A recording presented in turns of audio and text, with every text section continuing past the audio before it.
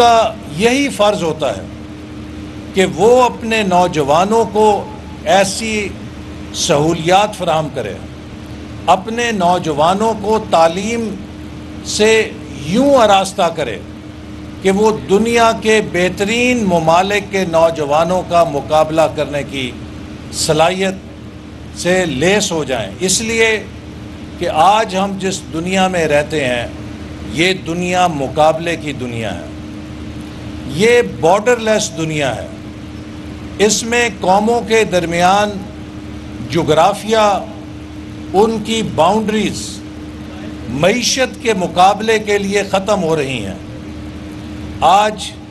پاکستان یا نارووال کے نوجوانوں کا مقابلہ پشاور، کوئٹہ، کراچی یا لاہور کے نوجوانوں سے نہیں ہے۔ نارووال کی یونیورسٹی کا اس کے طالب علموں کا مقابلہ امریکہ اور یورپ کی یونیورسٹیوں کے طالب علموں سے ہے، اور ہمیں اپنی جامعات کے اندر، اپنی یونیورسٹیز کے اندر اسی پائے کی صلاحیت حاصل کرنی ہے کہ جو ان یونیورسٹیز کے اندر طالب علموں کو دی جا رہی ہیں۔ میں چونکہ امریکہ کی ایک بہترین یونیورسٹی سے پڑھا ہوں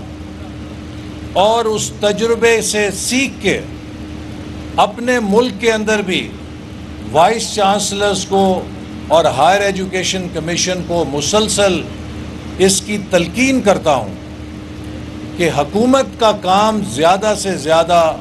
ہارڈ ویئر بنا کے دینا ہے۔ ہارڈ ویئر کا مطلب یہ ہے کہ ہم بلڈنگ بنا کے دے سکتے ہیں، ہم اس بلڈنگ کے اندر بہترین لیبارٹریاں بنا کے دے سکتے ہیں، لیکن اس ہارڈ ویئر پہ تحقیق کا، انوویشن کا اور محنت کا سافٹ ویئر اس ادارے کے اساتذہ اور طلباء کی ذمہ داری ہے۔ چونکہ آپ دنیا کی بہترین یونیورسٹی برک اینڈ مارٹر سے، سیمنٹ سے، سریے سے، فرنیچر سے، کمپیوٹر کے ساتھ آراستہ کر کے بنا سکتے ہیں، لیکن اگر اس یونیورسٹی کے اندر تحقیق کا ماحول نہ ہو، تدریس کا ماحول نہ ہو، کولیبریشن کا ماحول نہ ہو، انوویشن کا ایکو سسٹم نہ ہو، تو وہ تمام سرمایہ کاری غارت چلی جاتی ہے۔ اس لیے مجھے یہ دیکھ کے بھی خوشی ہوئی ہے کہ اس یونیورسٹی میں جہاں ہم نے بہترین ہارڈ ویئر بنایا ہے، یہاں کے پرنسپل اور اساتذہ کی قیادت میں ایک بہترین سافٹ ویئر بھی چل رہا ہے، جس کے نتیجے میں یہاں کے طلباء و طالبات پاکستان کے اندر ہی نہیں بلکہ دنیا میں اپنی صلاحیتوں کا لوہا منوا رہے ہیں۔ میں امید کرتا ہوں کہ ان سہولتوں کے ساتھ اب یہ نیکسٹ لیول کے اوپر جائیں گے، اور وہ نیکسٹ لیول کیا ہے؟ ہمیں اپنی یونیورسٹیوں سے پاکستان کی معیشت کے مسائل کا حل چاہیے۔ ہمیں اپنی یونیورسٹیوں سے صرف امپیکٹ فیکٹر جرنلز میں اساتذہ کے تحقیقی مقالے شائع ہوتے نہیں دیکھنے۔ بلا شبہ ایک یونیورسٹی کی پہچان اس کے اساتذہ کی ریسرچ ہوتی ہے۔ آپ کو بہترین مقالے اور ریسرچ پیدا کرنی ہے، لیکن یہ ریسرچ پیور ریسرچ نہیں ہو سکتی چونکہ ہمارے پاس لامحدود وسائل نہیں ہیں۔ پاکستان جیسے ملک کے اندر ریسرچ کو اپلائیڈ ریسرچ ہونا پڑے گا جو ہمارے ملک کے مسائل کو حل کرنے کے لیے ہمیں نئے سلوشنز فراہم کرے، جو ہماری قومی پیداوار کو بڑھانے کے لیے نئی ریسرچ کے ذریعے ہماری استطاعت کار کو بڑھائے۔ Veterinary and animal science university کا 3 شعبوں کے اوپر براہ راست اثر ہے، اور میں امید کرتا ہوں اور میں اس بات کی خود نگرانی کروں گا کہ سب سے پہلے اس یونیورسٹی کے اساتذہ اگلے 5 سالوں کے لیے مجھے 3 شعبوں کے اندر روڈ میپ بنا کے دیں کہ وہ ایسا روڈ میپ ہو جسے ہم پورے پاکستان کی ہر ویٹنری یونیورسٹی کے ذریعے ملک کی سطح پہ رائج کر سکیں، اور وہ روڈ میپ 3 شعبوں کے اندر ہونا چاہیے۔ سب سے پہلے یہ کہ ضلع نارووال کے اندر اس یونیورسٹی کے ذریعے ہم میٹ انڈسٹری کو کیسے قائم کر سکتے ہیں۔ پاکستان کو، جس کے پاس دنیا کی شاید 5ویں یا 6 نمبر پہ بکریاں اور شیپ کا کیٹل سٹاک ہے، لیکن ہم صرف میٹ کی ایکسپورٹ سے $300 ملین سے کچھ زیادہ زر مبادلہ حاصل کرتے ہیں، جو کہ دنیا میں میٹ انڈسٹری کا لیس دین 1% ہے۔ پاکستان میٹ ایکسپورٹ سے بلینز آف ڈالرز ارن کر سکتا ہے۔ ہمارے مستقبل کا انحصار ہماری ایکسپورٹ کی صلاحیت پر ہوگا کہ ہم کس قدر تیزی سے $30 ارب سے $100 ارب کی ایکسپورٹ پہ پہنچتے ہیں۔ تو لہٰذا پہلا چیلنج جو میں دے رہا ہوں اس یونیورسٹی کو وہ یہ ہے کہ وہ نارووال کے اندر ایک میٹ انڈسٹری کا کلسٹر پیدا کرے جو ہماری ان بیماریوں سے صاف ہو۔ ہماری لائف سٹاک میں فٹ اینڈ ماؤتھ ڈیزیز کی وجہ سے ہمارا گوشت باہر جانے میں کافی رکاوٹیں ہوتی ہیں، تو ہمیں ڈیزیز فری کیٹل سٹاک اور جو اپنا لائف سٹاک ہے وہ پیدا کرنا ہے، جس سے ہم چین اتنی بڑی ہماری ساتھ میں منڈی ہے، چین والے کہتے ہیں آپ 2 ارب 5 ارب 10 ارب جتنے بلینز آف ڈالرز کا گوشت ہمیں دیں گے ہم امپورٹ کرنے کے لیے تیار ہیں، بشرطے یہ کہ وہ گوشت ہائیجین اور جو کسٹم کی ان کی ریکوائرمنٹس ہیں اس پر پورا اترے۔ سو لہٰذا میٹ ایکسپورٹ کا کلسٹر آپ کو قائم کرنا چاہیے۔ دوسرا، پاکستان کو اگر آپ دیکھیں دنیا میں شاید ہماری جو پولٹری انڈسٹری ہے اس کا شمار 10ویں یا 11ویں نمبر کے اوپر ہوتا ہے، اور جب ہمارے پاس اتنی بڑی پولٹری انڈسٹری ہے تو کیا وجہ ہے کہ مشرق وسطیٰ کے ممالک سعودی عرب، متحدہ عرب امارات، قطر، بحرین، کویت، عمان، یہ سارے ممالک اپنی جو پولٹری کی ضروریات جنوبی امریکہ کی پولٹری صنعت سے اگر پوری کریں، یا کئی بر اعظم دور سے وہ اپنے پولٹری کی صنعت کو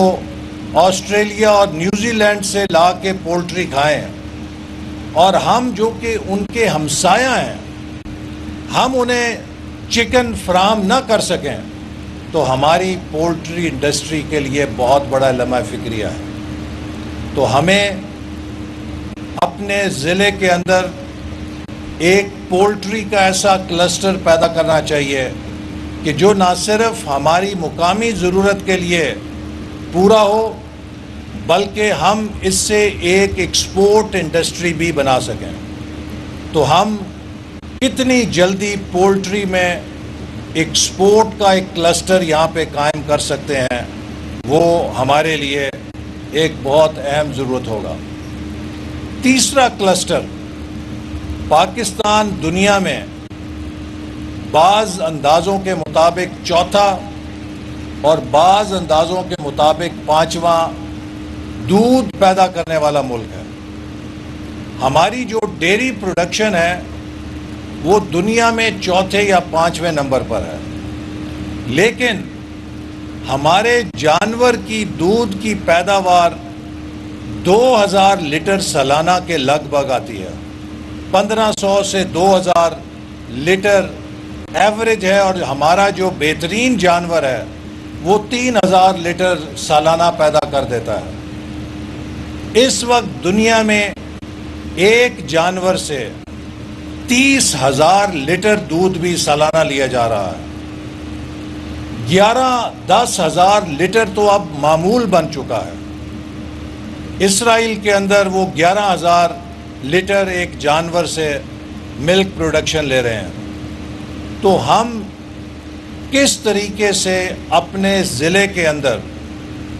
ایک ایسا نمونہ قائم کریں جس میں ہمارے جانوروں کی کم سے کم مدت کے اندر جو ڈیری پروڈکشن ہے, دودھ کی پروڈکشن ہے, اس میں کم از کم 2 سے 3 گنا اضافہ ہو جائے. اور اگر ہمارا وہ جانور جو 2,000 یا 3,000 لیٹر دودھ پیدا کرتا ہے, ہم اسے 6,000 یا 8,000 لیٹر پر لے جائیں, تو آپ دیکھیے کہ اس وقت ملک کے اندر تقریباً 1 کروڑ کے قریب وہ ہاؤس ہولڈز کے جو لائف سٹاک کے ساتھ وابستہ ہیں, اور وہ 3 سے 4 کروڑ افراد جو لائف سٹاک انڈسٹری سے وابستہ ہیں, ان کی معیشت میں کتنا بڑا انقلاب آ جائے گا.